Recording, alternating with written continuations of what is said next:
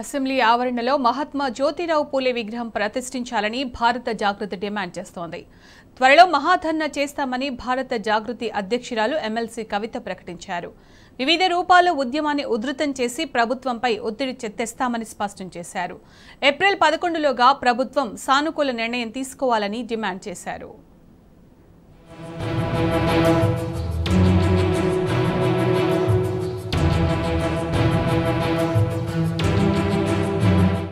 Assembly ఆవరణలో మహాత్మా జ్యోతిరావు పూలే విగ్రహం కోసం భారత్ జాగృతి ఆధ్వర్యంలో నిర్వహించిన రౌండ్ టేబుల్ సమావేశానికి అపూర్వ స్పందన లభించింది.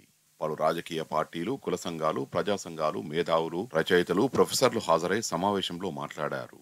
ఎమ్మెల్సీ కవిత చేస్తున్న పోరాటానికి సంపూర్ణ మద్దతు ప్రకటించారు. ఈ భేటీ అనంతరం 9 తీర్మానాలను ఆమోదించారు. ప్రధానంగా పూలే విగ్రహాన్ని అసెంబ్లీ ఆవరణలో ఏర్పాటు చేయాల్సిందేనని ఏకగ్రీవంగా తీర్మానం చేశారు. అందుకు తెలంగాణ ఎమ్మెల్యేలు, ఎమ్మెల్సీలు, ఎంపీల మద్దతు కావాలని కోరుతూ దానికి సంబంధించిన వినతి పత్రాన్ని స్పీకర్కు అందించారు.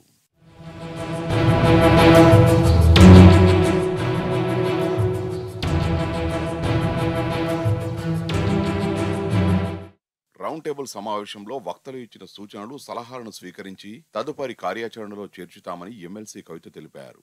అసెంబ్లీ ఆవరణలో పూలే విగ్రహం ఏర్పాటు కోసం తాము చేస్తున్న ఈ పోరాటానికి మద్దతుగా రాజకీయ పార్టీలు ప్రభుత్వానికి లేఖలు రాయాలని విజ్ఞప్తి చేశారు. ప్రతి జిల్లాలో, యూనివర్సిటీలో రౌండ్ టేబుల్ సమావేశాలు ఏర్పాటు చేస్తామని చెప్పారు. ధర్నా చౌక్ వద్ద మహాధర్నా నిర్వహణ తేదీల్ని త్వరలో ప్రకటిస్తామని, ప్రతి గ్రామం నుంచి 10 నుంచి 15 పోస్ట్ కార్డులు పంపించడం వంటి సూచనలు వచ్చాయని, వాటిపై కార్యాచరణను ప్రకటిస్తామన్నారు. ఏప్రిల్ 11 లోపు ప్రభుత్వం నుంచి సానుకూల స్పందన వచ్చేలా చేస్తామని చెప్పారు. ఈ రౌండ్ టేబుల్ నుంచి వచ్చే డిస్కషన్ ఇంకా ఫీడ్బ్యాక్ కూడా వస్తుంది. వచ్చిన తర్వాత ప్రకటించడం జరుగుతుంది. బట్ ఓవరాల్గా అన్ని జిల్లాల్లో రౌండ్ టేబుల్ చేయడం, ఇందిరా పార్క్ దగ్గర డేట్ ఆలోచన చేసుకున్నాక మహాధర్నా చేయడం, ఏప్రిల్ 11 లోపల మనం ఒక మంచి పాజిటివ్ అవుట్కమ్ని ప్రభుత్వం నుంచి రాబట్టేటటువంటి ప్రయత్నంలో భాగంగా ఇవన్నీ చేయాలనేటటువంటిది ఒక ఆలోచన.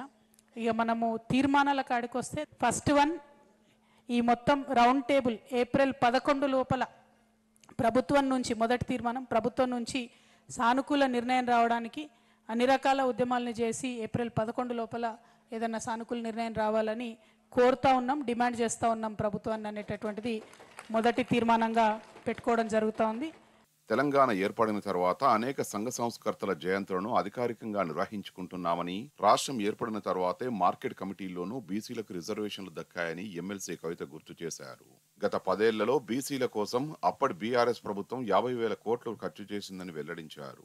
ఆ పరంపర కొనసాగింపుగా ఏ ప్రభుత్వం వచ్చినా బీసీల కోసం పనిచేయాలని ఒత్తిడి చేస్తామన్నారు.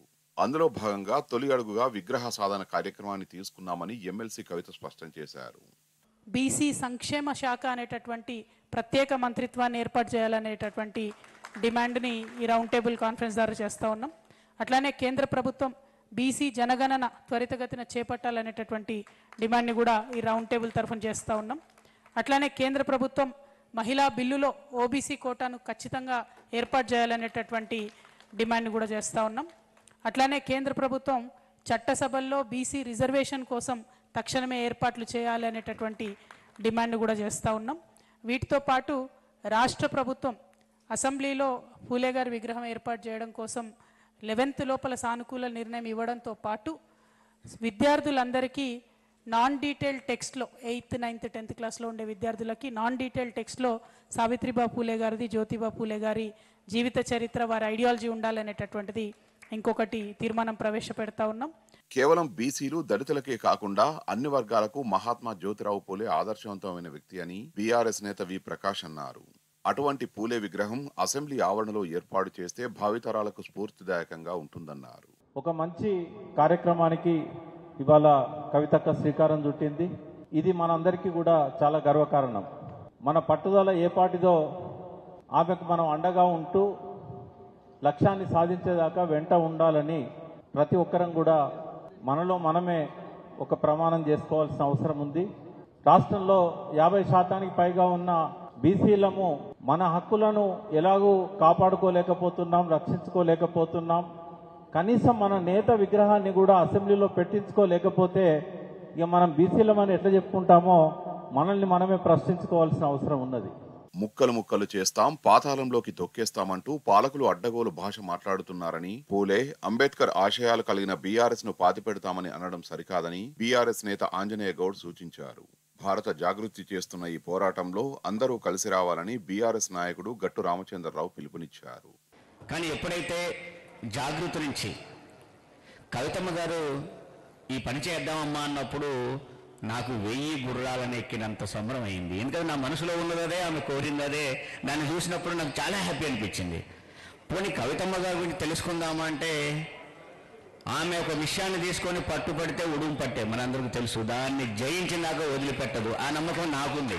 పూలే గారి విగ్రహాన్ని అసెంబ్లీలో ప్రాంగణంలో పెట్టే వరకు పోరాటం చేద్దాము. ఆ విధంగా మీరందరూ సహకరించేసి మంచి ఎజెండాను రూపొందించుకొని జ్యోతిరావు గారి, పూలే గారి ఏదైతే ఏప్రిల్ 11వ తారీఖు నాడు జయంతి ఉందో అప్పటి వరకు మనం పోరాడదాం. మొత్తం షెడ్యూల్ అంతా మేడం గారు చెప్తుంది. కానీ ఎక్కడ కూడా మనం వేడుకం చేయకుండా అందరం కలిసి పోరాడదామని, మిగతా విషయాల్లో భిన్నాభిప్రాయాలున్నా, పొలిటికల్గా భిన్నాభిప్రాయాలున్నా ఈ ఎజెండాకి అందరూ మనస్ఫూర్తిగా మాకు మద్దతు ఇస్తారని కోరుకుంటూ రౌండ్ టేబుల్ సమావేశంలో పాల్గొని విజయవంతం చేసిన ప్రతి ఒక్కరికి ఎమ్మెల్సీ కవిత కృతజ్ఞతలు తెలిపారు. ముఖ్యంగా ప్రభుత్వంలో భాగస్వామ్యం అయినప్పటికీ నిఖార్సైన ఎర్రజెండా స్ఫూర్తిని నిరూపించుకుంటూ రౌండ్ టేబుల్ సమావేశానికి హాజరైన సిపిఐ పార్టీకి ప్రత్యేక ధన్యవాదాలు తెలియజేశారు.